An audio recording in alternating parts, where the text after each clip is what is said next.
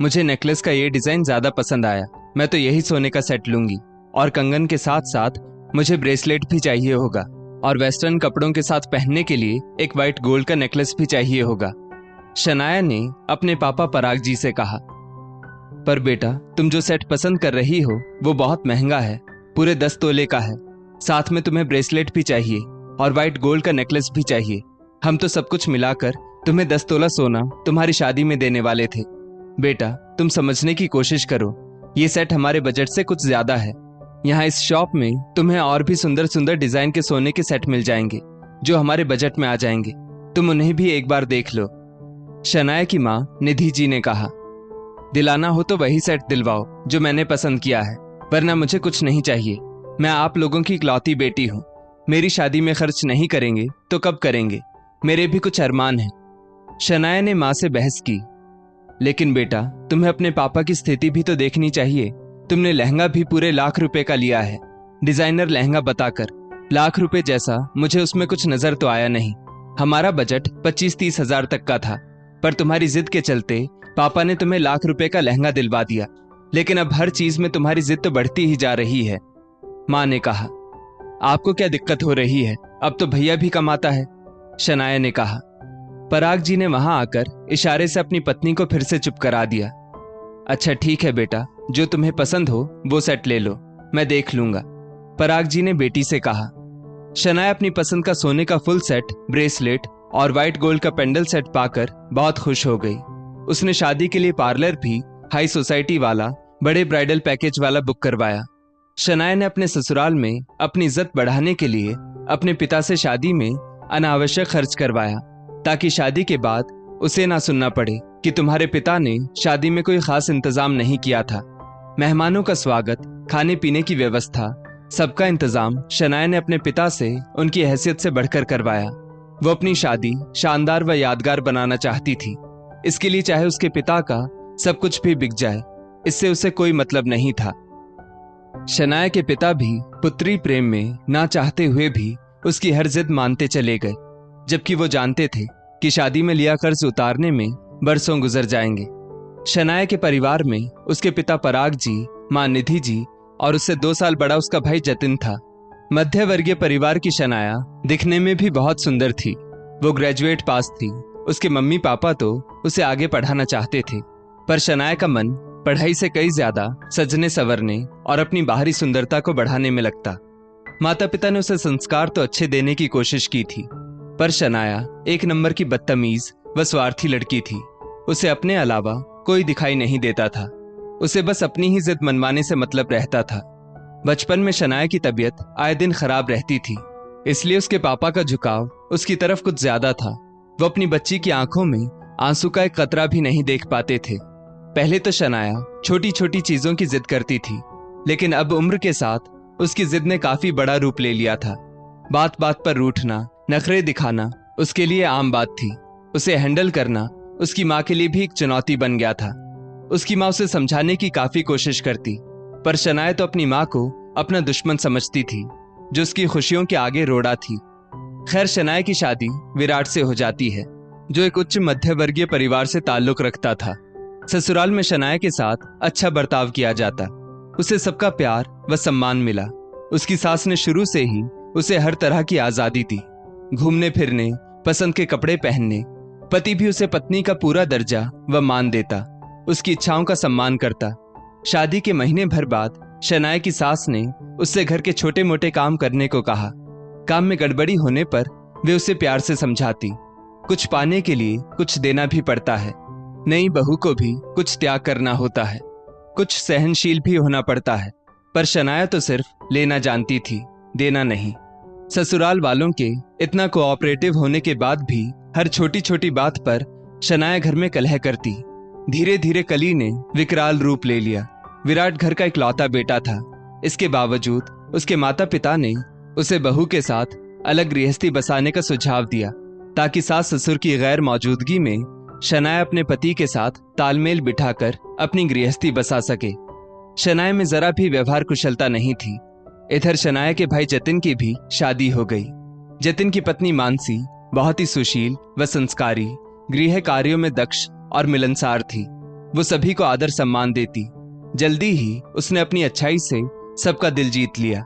ससुराल वालों ने भी उसका भरपूर साथ दिया, इसलिए उसे नए माहौल में ढलने में बिल्कुल भी परेशानी नहीं हुई। वो अपने पति के साथ साथ सास ससुर को भी अपना समझती, गलती होने पर स्वीकार भी करती, बड़ों की बातों का बुरा नहीं मानती। मानसी जल्द ही घर की बहू से बेटी बन गई। समय अपनी रफ्तार से चल रहा था। मानसी ने एक बेटे और एक बेटी को जन्म दिया। वहीं शनाया भी एक बेटे की मां बन गई। शनाया और उसके पति के बीच वैवाहिक जीवन के नाम पर बस औपचारिकता रह गई थी। सम्मान, प्यार और विश्वास तो उनके बीच था ही नहीं, क्योंकि शनाया ने अपनी जिद के चलते पति को उसके माता पिता से दूर किया और पति से भी छोटी छोटी बात को लेकर कलह करती। बच्चे की खातिर उसका पति शनाया को बर्दाश्त करता। कुछ समय बाद शनाया के पापा पराग जी को कैंसर जैसी जानलेवा बीमारी ने जकड़ लिया। इस मुश्किल घड़ी में बहू मानसी मजबूती के साथ अपनी सास और पति के साथ खड़ी रही। बेटे बहू ने अपना तन मन धन सब कुछ लगा दिया, पर पिता को बचा ना सके। एक झटके में निधि जी का मानो सब कुछ बिखर गया, पर बेटे बहू ने उन्हें संभाल लिया। उन्हें जरा भी अकेलापन महसूस ना होने दिया। मानसी पहले से भी कहीं ज्यादा निधि जी की दवाइयों और उनके खाने पीने का ध्यान रखने लगी। निधि जी भी पोते पोती में अपने आप को व्यस्त रखने लगी। एक बार अचानक शनाया मायके आ धमकती है। माँ का हालचाल पूछने की बजाय वो माँ से अपने हक की बात करती है। मम्मी, पापा तो अब रहे नहीं, तो अब आप मुझे मकान में मेरा हिस्सा दे दीजिए। कल को भाई भाभी का मन बदल गया तो, और फिर ये तो बेटियों का कानूनी हक है। शनाया ने कहा। ये कैसी बात कर रही हो तुम शनाया? तुम्हें अंदाजा भी है तुम क्या बोल रही हो? तुम्हें ससुराल में किस बात की कमी है जो तुम मकान में हिस्सा मांग रही हो? तुम्हारी शादी में भी हमने जरूरत से ज्यादा खर्च किया, जिसका कर्ज हम आज तक चुका रहे हैं। पिता के बाद तुम्हारा भाई हर फर्ज निभा रहा है। तीज त्योहार, तुम्हारे ससुराल में शादी ब्याह, हर बार लेन देन कर रहा है। बहू भी तुम्हें हमेशा मान से परिवार सहित मायके बुलाती है। वे लोग तुम्हें घुमाते फिराते हैं, उचित भेंट के साथ तुम्हें विदा करते हैं, और हमारे पास संपत्ति के नाम पर ये 2 कमरों का मकान ही तो बचा है। तुम्हारे भाई की तनख्वाह का बड़ा हिस्सा तुम्हारी शादी में लिया कर्ज चुकाने में जा रहा है। बचत का काफी हिस्सा तुम्हारे पापा के इलाज में पहले ही खर्च कर चुका है। जब तुम लड़ झगड़ कर अपने ससुराल से अलग हुई थी, तब तुम्हारे पापा ने तुम्हारी काफी आर्थिक मदद की थी, और तुम्हारे बेटे के जन्म के समय तुम्हारे पापा ने 1 लाख रुपए की एफडी उसके नाम भी तो की थी। तुम्हारे भाई ने तो एजुकेशन लोन लेकर आगे की पढ़ाई की। नौकरी मिलने पर वही अपना लोन चुका रहा है। उसने अपनी शादी भी लगभग खुद की कमाई से ही की है। मेरा खुद का भी तो दवाइयों का खर्च कितना है। तुम्हारे भाई के दोनों बच्चे भी तो बड़े हो रहे हैं, उनकी पढ़ाई लिखाई का भी देखना है। वैसे भी तुम्हें किस बात की कमी है? मकान में हिस्सा मांगकर कहीं तुम अपना मायका हमेशा के लिए ना खो दो। बेटा, जहां आपसी स्नेह, प्रेम और विश्वास हो, वहां ये अधिकार कोई मायने नहीं रखते। निधि जी ने शनाया को समझाया। मुझे कुछ नहीं पता, बस मुझे मेरा हिस्सा चाहिए। शनाया ने फिर जिद पकड़ ली। ठीक है, मैं देखती हूं, निधि जी ने कहा। शनाया वापस अपने घर चली गई। कुछ दिनों बाद सुबह सुबह शनाया के घर के दरवाजे पर दस्तक होती है। उसने दरवाजा खोला तो देखा सामने उसकी माँ 2 बड़े बड़े सूटकेस लिए खड़ी थी। मम्मी, आप यहाँ अचानक? क्या हुआ? क्या भाई भाभी ने आपको घर से निकाल दिया? शनाया एक सांस में बोले जा रही थी। वो बेटा, अब से मैं यहीं रहूंगी तुम्हारे साथ। बेटा, मकान में तुम्हें हिस्सा चाहिए तो अपने भाई की तरह मेरी जिम्मेदारी भी तुम्हें उठानी होगी। इतने साल तो तुम्हारे भाई भाभी ने मेरी सेवा की, अब तुम करना। मकान मैंने बेचने के लिए दिया है, देखते हैं कब तक बिकता है। अब जब मैं तुम्हारे साथ हूं तो तुम्हारा मायका ससुराल सब यही है। अब तुम छुट्टियां बिताने कहीं नहीं जा पाओगी। मेरा कमरा बता दो, मुझे कहाँ रहना है? निधि जी ने कहा। पर मम्मी, आप तो जानती हैं मेरे घर में 2 ही कमरे हैं, एक हमारा और एक बेटे का। नहीं नहीं, मुझे तो मेरा पर्सनल कमरा चाहिए, कोई हॉल वॉल में नहीं रहने वाली मैं, निधि जी ने कहा। शनाया को अकेले रहने की आदत थी। माँ को संभालना उसके लिए चुनौतीपूर्ण था। निधि जी तो बेटी की सास से भी ज्यादा उसके हर काम में टोका टाकी करती। घर में कलह की स्थिति पैदा हो जाती। शनाया अब अपने घर में अपनी ही माँ की उपस्थिति बर्दाश्त नहीं कर पा रही थी।